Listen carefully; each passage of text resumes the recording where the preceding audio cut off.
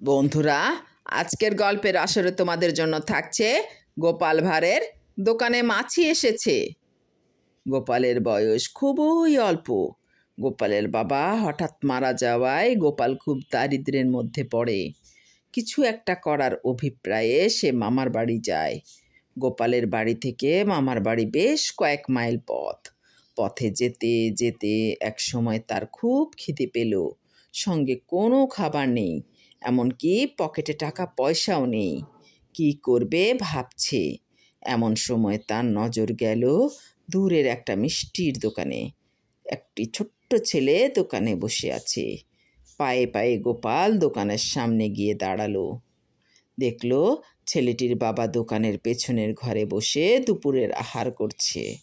গোপালের মাথায় অমনি এক দুষ্টু বুদ্ধি খেলে গেল। সে কাউকে কিছু না বলে থালায় সাজানো মিষ্টি একের পর এক খেতে আরম্ভ করলো। তাই দেখে দোকানের ছেলেটি বলল, এই কে রে তুই? বলা নেই কওয়া নেই দিব্যি মিষ্টি খেয়ে চলেছিস, কি নাম তোর? গোপাল খেতে খেতেই বলল, আমার নাম মাছি, আমি তো রোজ ওই মিষ্টি খাই, তুই কি আজ নতুন দেখলি আমাকে? ছেলেটি তার বাবাকে উদ্দেশ্য করে বলল, বাবা, মাছি মিষ্টি খাচ্ছে। বাবা ছেলের কথার উত্তর দিয়ে বলল, খাগ্গে, ও আর কত মিষ্টি খাবে, রোজ ওই তো খাচ্ছে, তুই ওকে কোনো দিনও আটকাতে পারবি না। গোপাল তখন দোকানের সব সন্দেশ শেষ করে পেটে হাত বুলোতে বুলোতে মামার বাড়ির পথে রওনা হলো।